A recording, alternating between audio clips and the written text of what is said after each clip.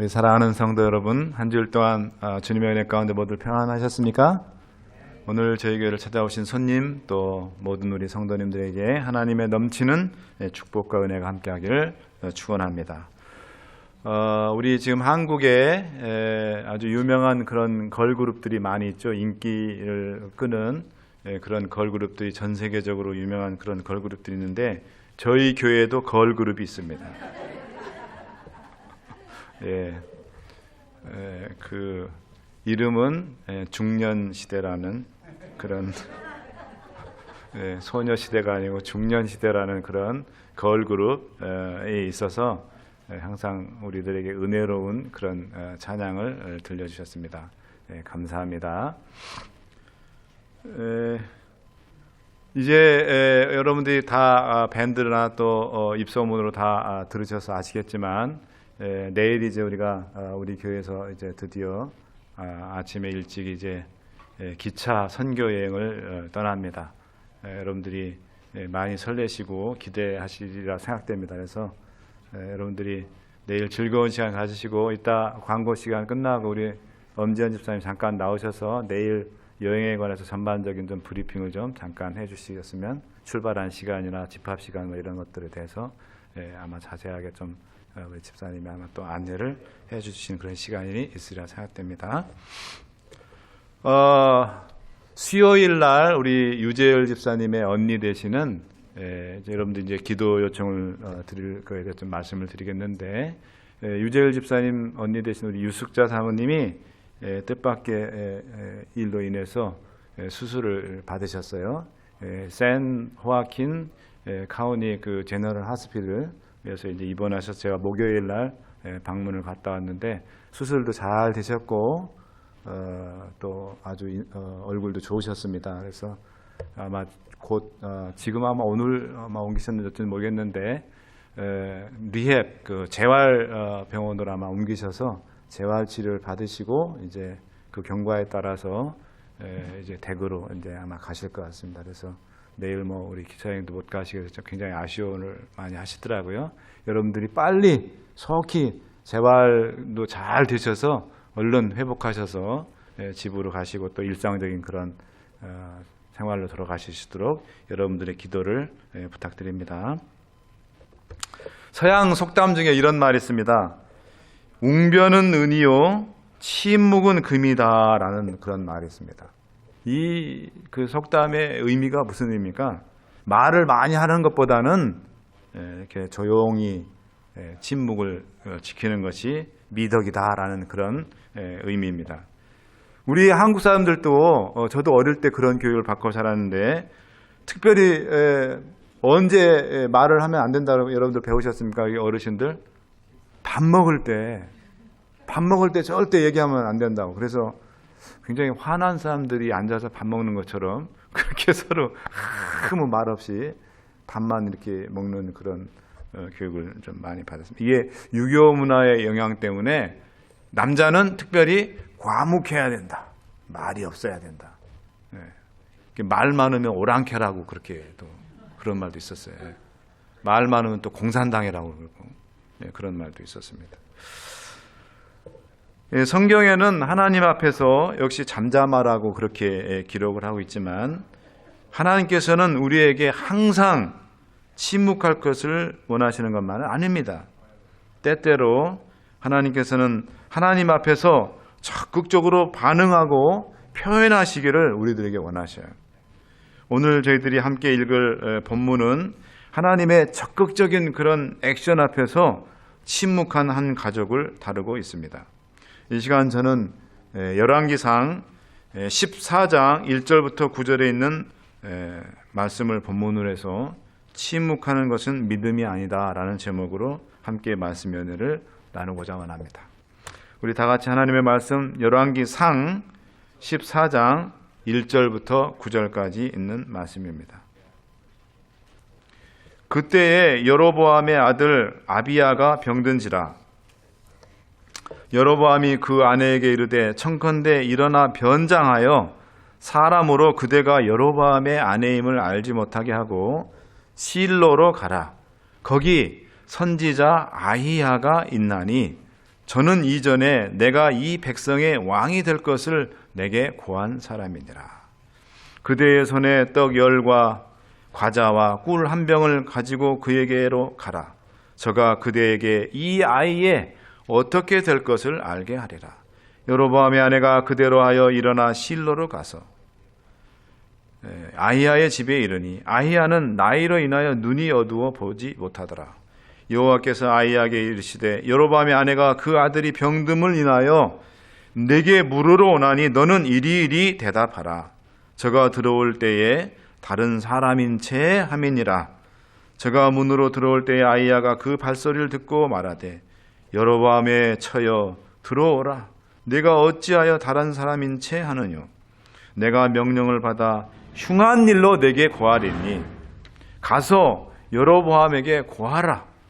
이스라엘 하나님 여호와의 말씀이 내가 너를 백성 중에서 들어 내 백성 이스라엘의 주권자가 되게 하고 나라를 다윗의 집에서 찢어내어 내게 주었거늘 너는 내 종 다윗이 나의 명령을 지켜 전심으로 나를 쫓으며 나 보기에 정직한 일만 행하였음과 같지 아니하고 9절 너의 이전 사람들보다 악을 행하고 가서 너를 위하여 다른 신을 만들며 우상을 만들어 나의 노를 격발하고 나를 내 등 뒤에 버렸도다. 오늘 저는 이 본문의 말씀을 통해서 이 여로보암과 여로보암의 아내 또 아히야 그 다음에 아비야 이 네 명의 어떤 그런 죽어가는 말들 또 오고 가는 어떤 행동들을 통해서 함께 은혜를 받기 원하는데요. 세 가지 사실을 제가 오늘 말씀을 묵상하다 발견을 했습니다. 깨닫게 되었습니다. 첫 번째는 하나님은 포기하지 않으시고 끝까지 기회를 주신다는 것입니다.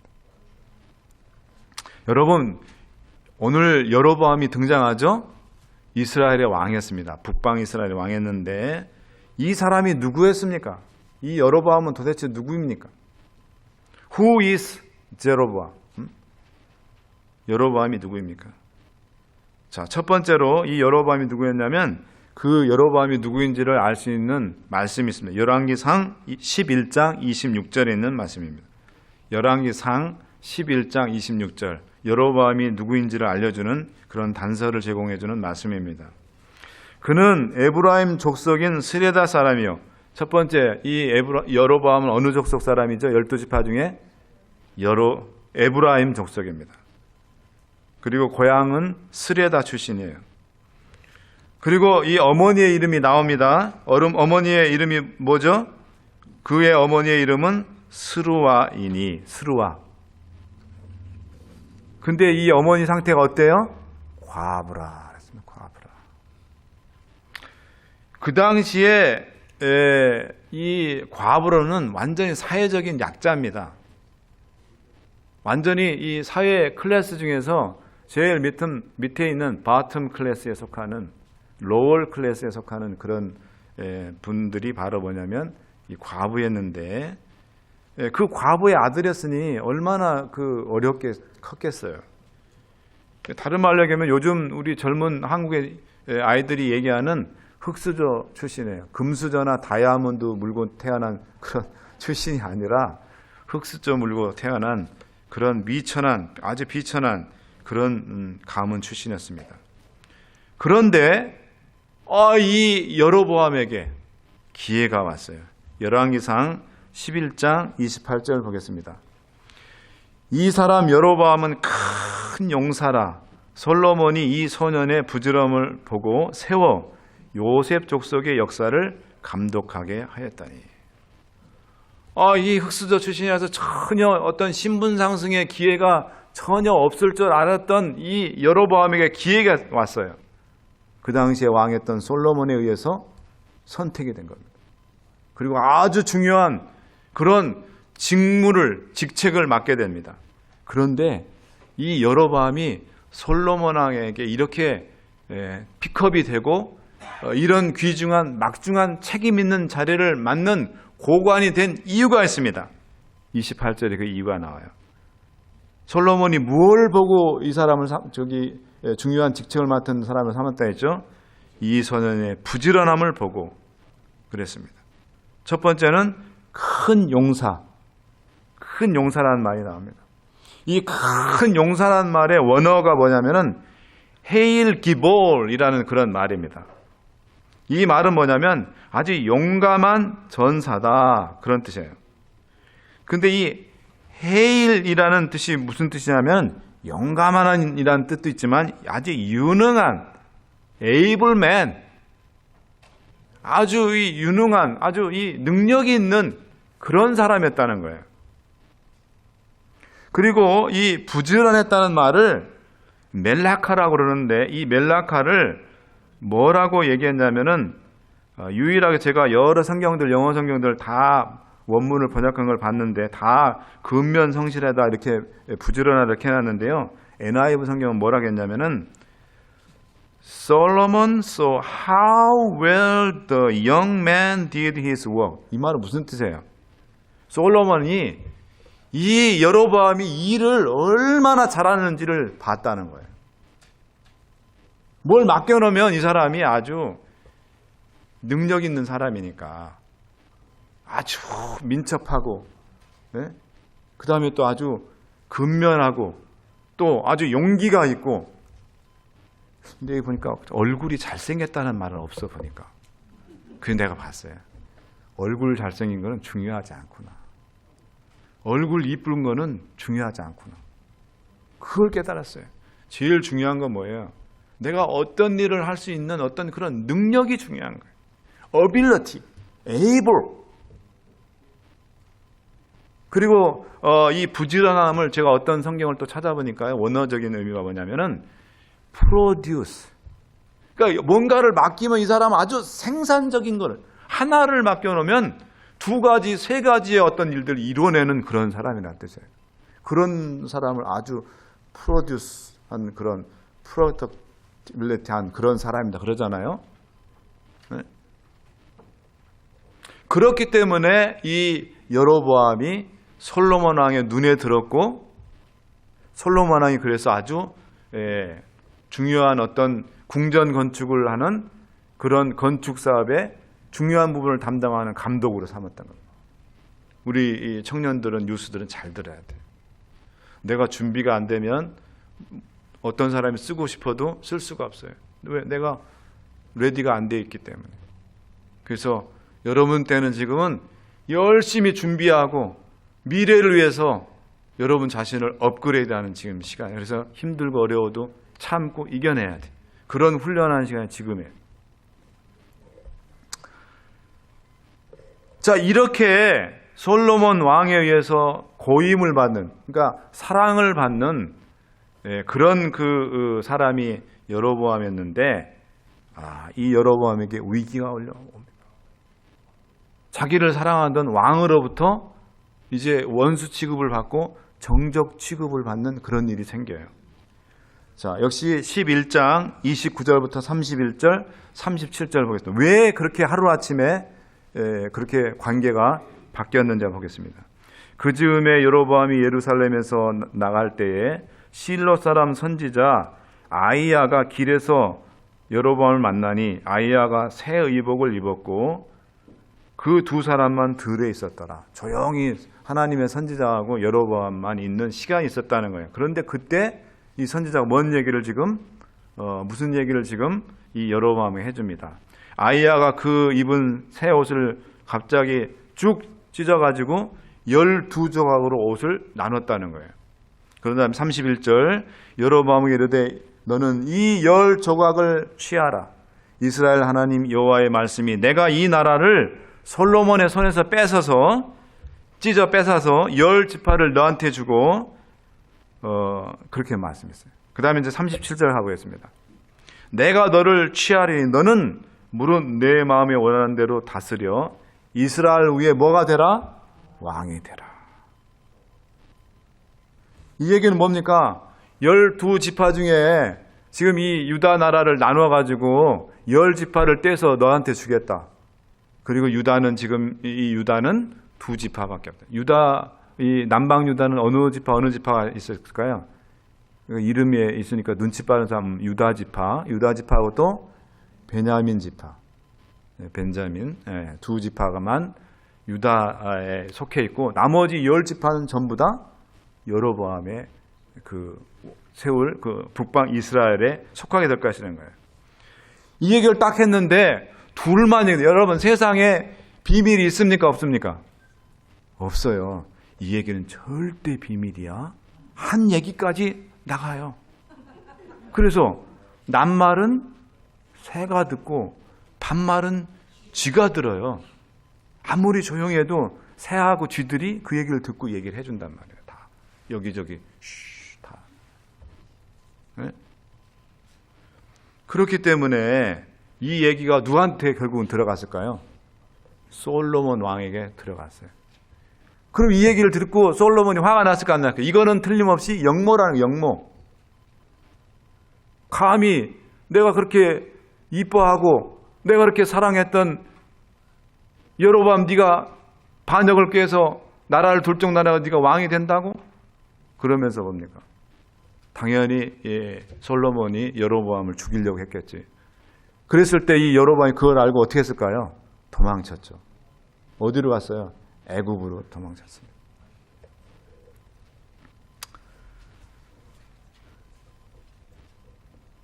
그런데 이 아이야가 내가 북방 왕국의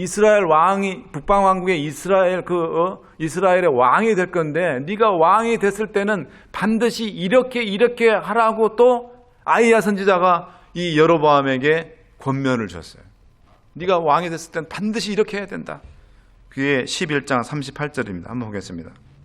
내가 만일 내가 명한 모든 일에 순종하고 내 길로 행하며 내 눈에 합당한 일을 하며, 이게 지금 누가 하시는 말이에요? 이게 하나님 말씀입니다.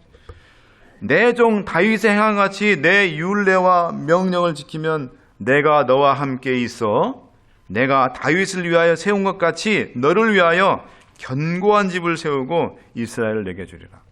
내가 내 명령과 내 규례와 내 말씀대로 내가 이렇게 하라고 한 것대로 다 순종해서 지키면 이 북방 이스라엘이 천년만년 태평성대를 주겠다, 그 얘기입니다.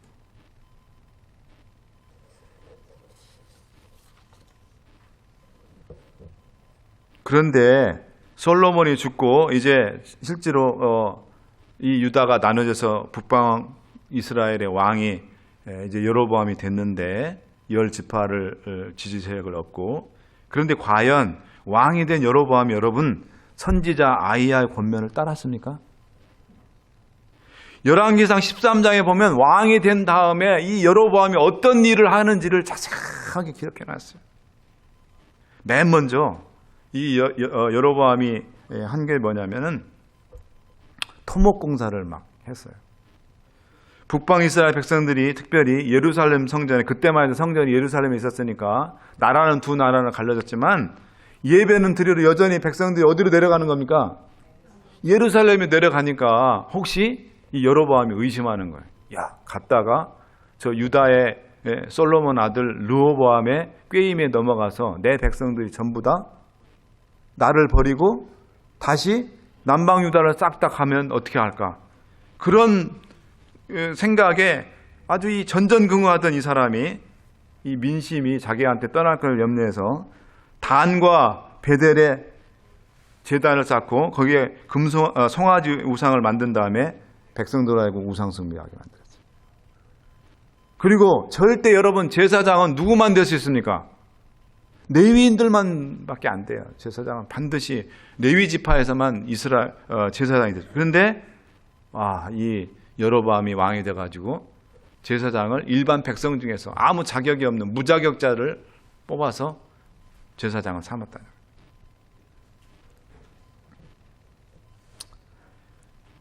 그런데 이 일이 어떻게 됐다 했습니까? 열왕기상 13장 34절을 보겠습니다. 이 일이 정말 하나님 보시기에 잘한 일입니까?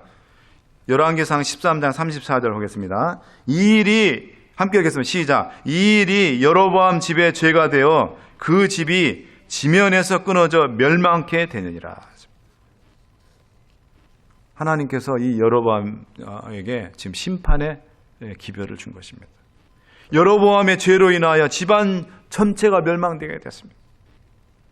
그렇지만 여러분, 하나님께서는 이렇게 심판의 기별을 주셨어도 다시 한번 마지막 돌아오도록 하나님께 회개해서 당신에게로 돌아서 오실 수 있도록 하시는 게 하나님의 뜻이에요. 그래서 이 여로보암과 여로보암의 집안이 다시 함께 한번 하나님께 돌아올 수 있도록 마지막 기회를 하나님께 주십니다. 그것이 바로 오늘 14장 1절부터 나오는 본문입니다. 1절입니다. 그때에 여로보암의 아들 아비야가 병든지라. 왕자가 지금 중병이 들었다는 거예요. 지금. 하나님께서는 다윗처럼 하나님께 순종해서 말씀에 따라 나라를 다스리면 그와 그 가족에게 태평성대의 축복을 주시겠다 약속했지만 여로보암은 정반대의 길을 가서 여호와 보시기에 악한 왕이 되었습니다. 그래도 하나님께서는 선지자를 보내 여러 번 다시 회개하고 돌아오도록 계속해서 메시지를 주시고 기별을 주시고 기회를 주셨죠. 그렇지만 여로보암이 따르지 않았습니다.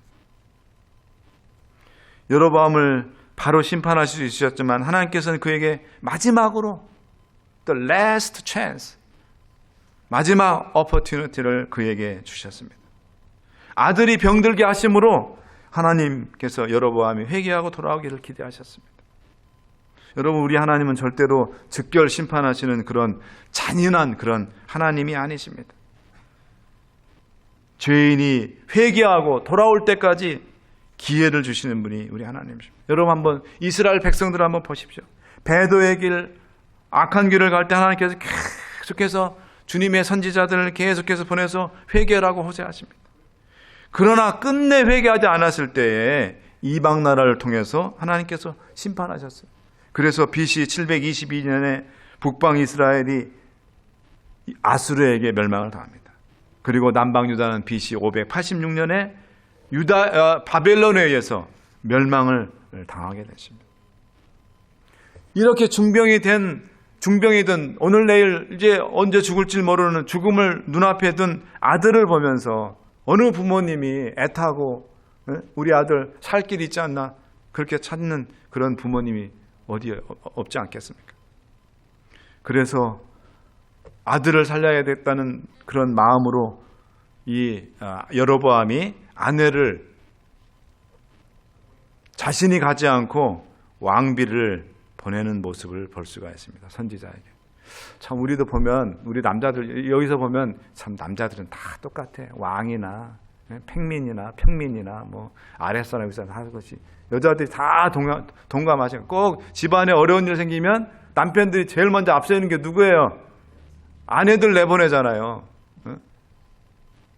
돈 없어서 돈 꾸는 일도 있으면 꼭 여자들 시켜가지고 가서 어디 가서 돈 꾸어라고 하고 중요한 일은 다 자기들이 저질러 놓고 뒤처리는 다 여자들 뻘 시키고 여자분들이 다 지금 고개를 끄덕이면서 목사님 말씀이 맞습니다.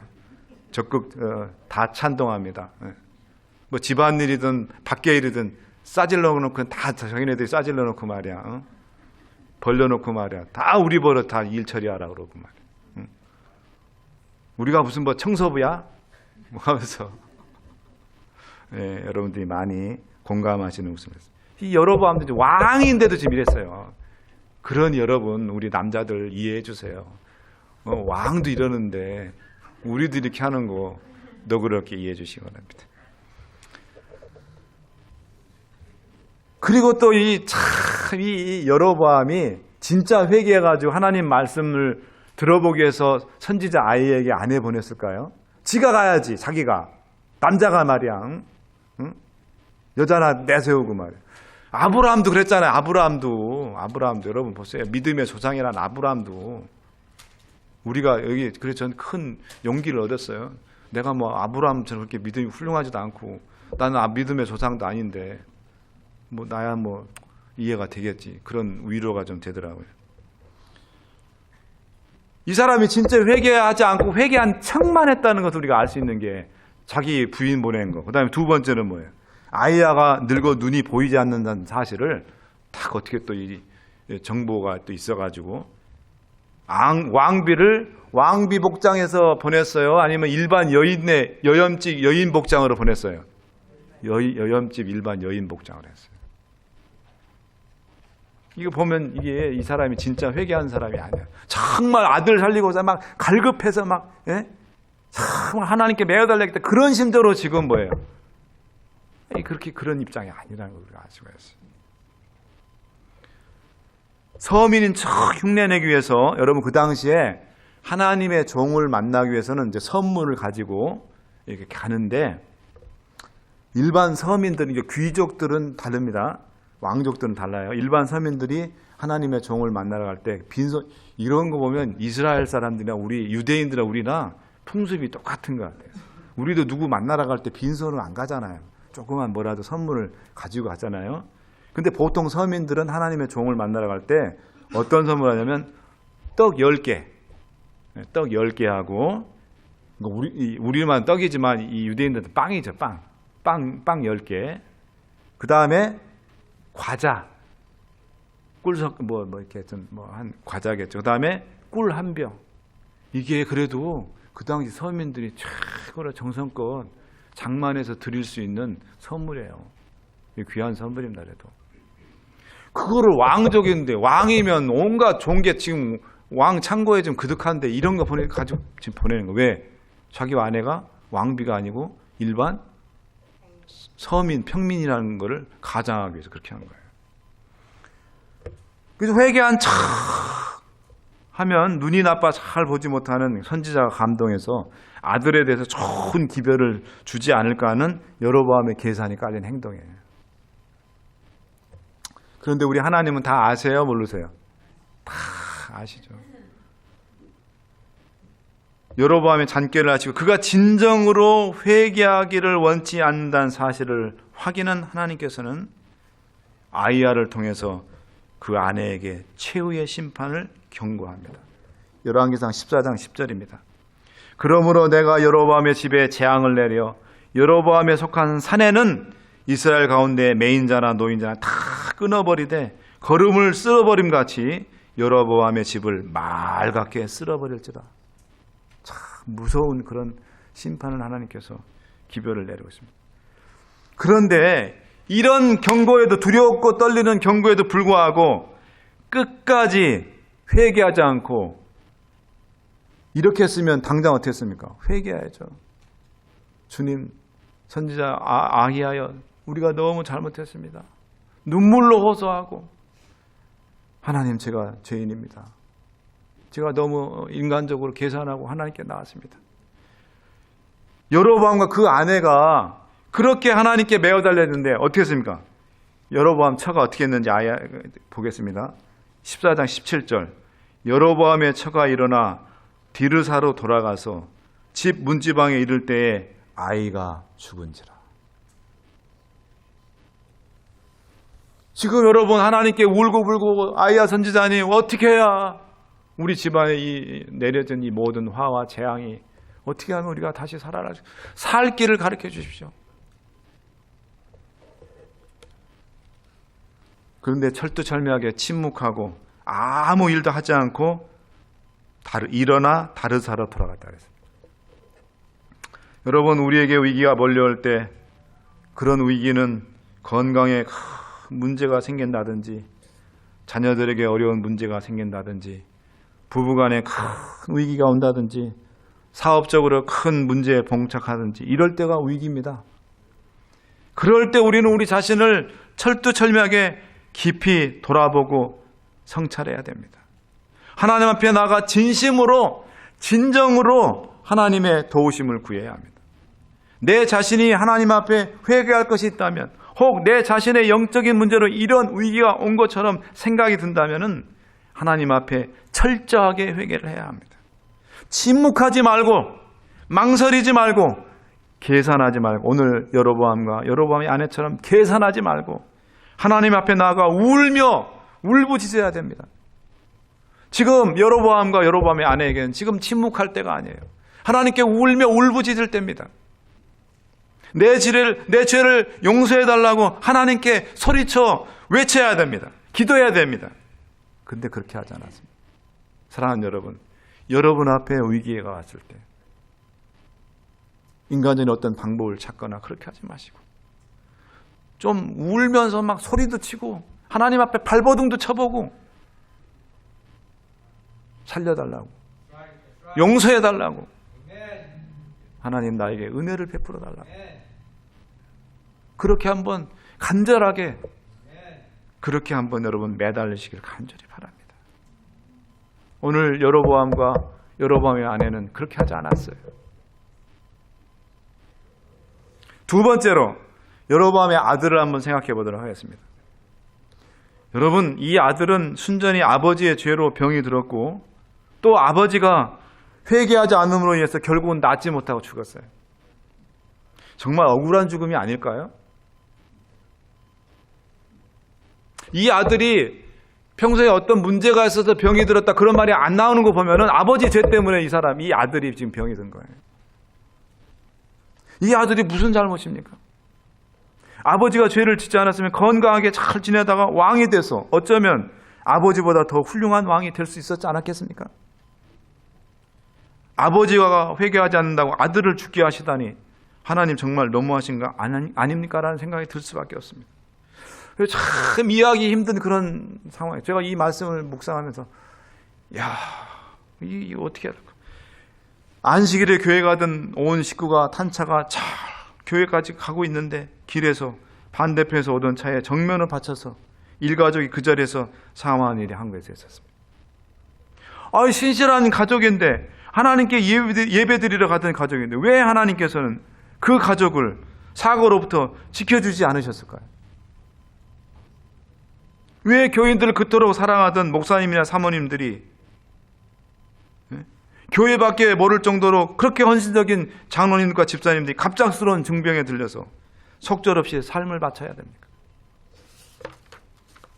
제가 강원도 원주에서 목회할 때 저희 교회 학생반에 원주 삼류 고등학교 1학년에 재학 중이던 경선이라는 남자아이가 있었어요. 경선이가 어릴 때 엄마 아빠가 이혼해서 경선이는 어릴 적부터 엄마 손에 자랐습니다. 가난했지만 친구들과 사이도 좋고 교회도 열심히 나와서 전도사님하고 성경 공부도 하고 침례를 받았습니다. 제가 침례를 내과에서 주었어요. 이거 침례 받고 난 다음에 교회 나가면서 너무 밝아지고 씩씩해졌다고 경선이 엄마가 너무 좋아했어요. 가끔 교회도 나왔습니다. 그런데 이 아이가 고 1학년 때 여름방학 때 학교에서 시골 교회로 원주에서 한 1시간, 한 2시간 정도 가면 영영포라는 그런 시골이 있는데 그 시골 교회로 학위봉사 활동을 갔어요. 이 경선이도 봉사팀에 지원해서 대원이 돼서 함께 그 시골로 간 거예요. 근데 주중에 듣는데 저한테 학교에서 전화가 왔어요. 경선이가 지금 죽어서 지금 어느 병원 영안실에 안치되어 있다는 내용이었어요. 그래서 저희 집사람과 너무 황당해가지고 너무 황망해서 허겁지겁 허둥지둥 운전해서 병원에 갔습니다. 얘기를 들어봤더니 농촌 봉사활동을 펼치던 중에 너무 더웠어요, 날이.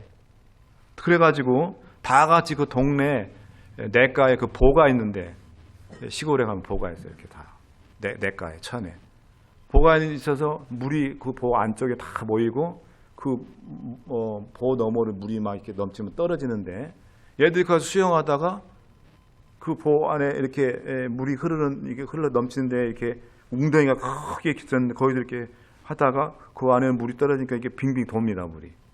그 돌아가지고 거기서 추천차다가 익사를 한 거예요. 그런데 놀라운 건 또 한 명만 죽은 게 아니라 그 우리 경선이를 물에 빠진 이 제자를 살리려고 함께 갔던 그 학교 교목실의 부목사님이 뛰어들었어요. 근데 결국 이 목사님도 힘이 빠져서 익사를 했어요.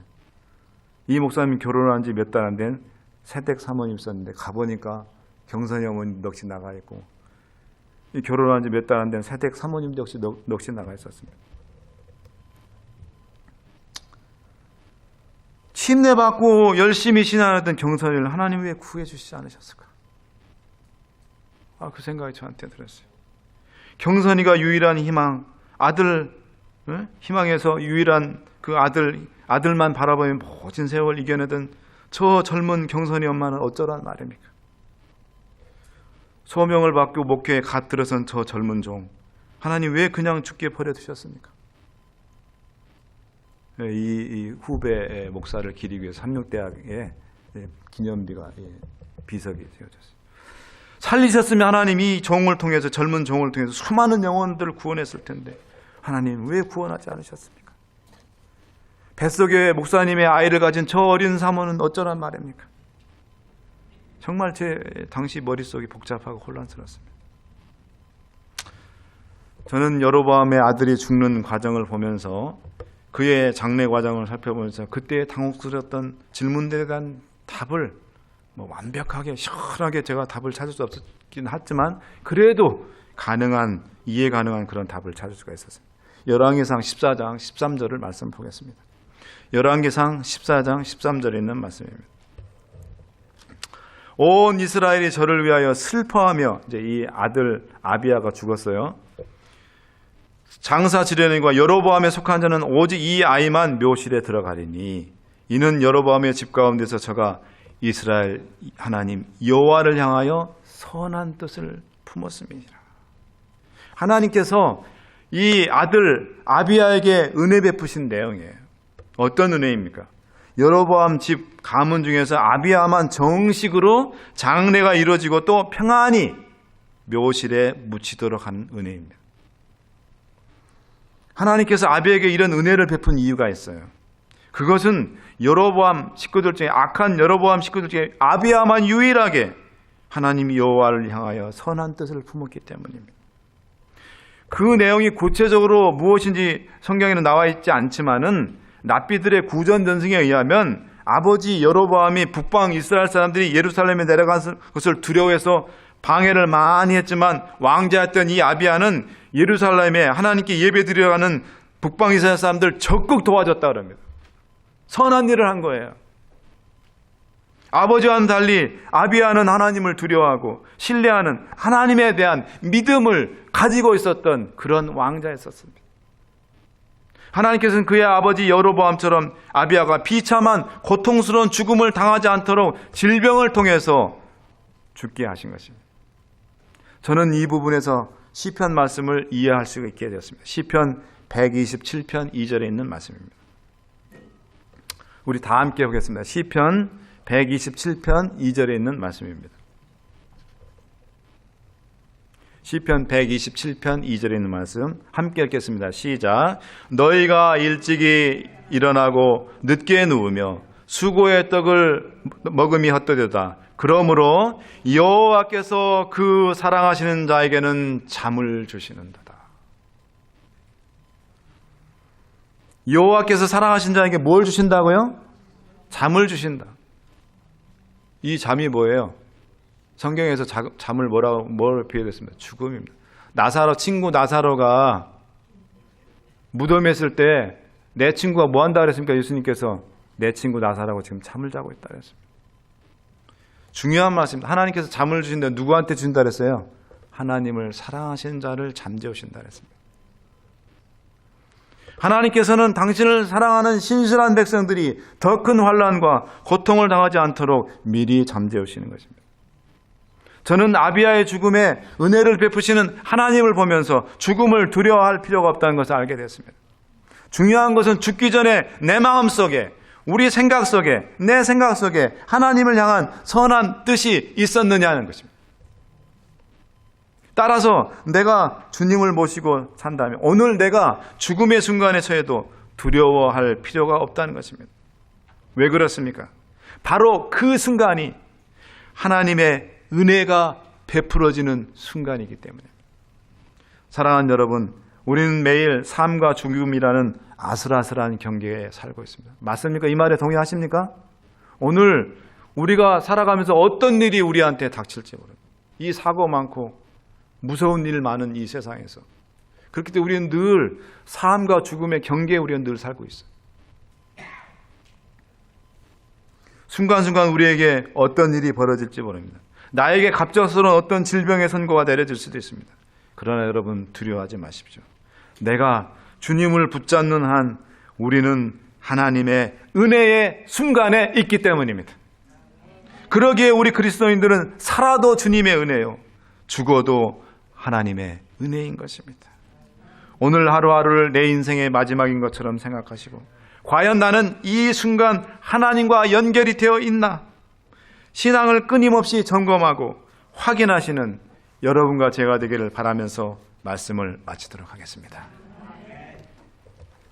마지막 순간임에도 하나님께 울부짖으며 회개하고 돌아가야 되는 그런 기회가 있음에도 침묵하며 끝까지 하나님 앞에 돌아가지 않았던 여로보암과 여로보암의 아내 같은 우를 저희는 범치 않도록 도와주시옵소서.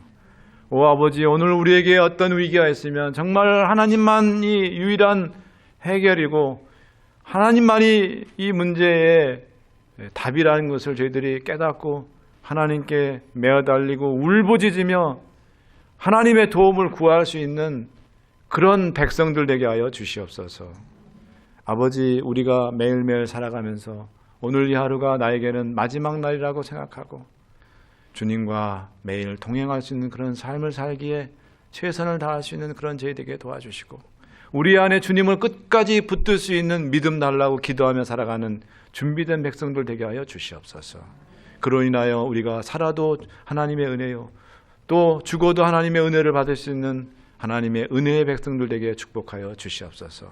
이제는 우리 아버지 하나님의 크신 은혜와 예수 그리스도의 구원하신 사랑과 성령 하나님의 감동 감화하심이 오늘 그렇게 살겠다고 결심한 이 자리에 머리 숙인 주의 백성들과 여러 가지 이유 때문에 오늘 나오지 못한 주의 사랑하는 백성들 위해 이제부터 영원히 함께해 주시길 예수님의 귀하신 이름으로 축원하옵나이다.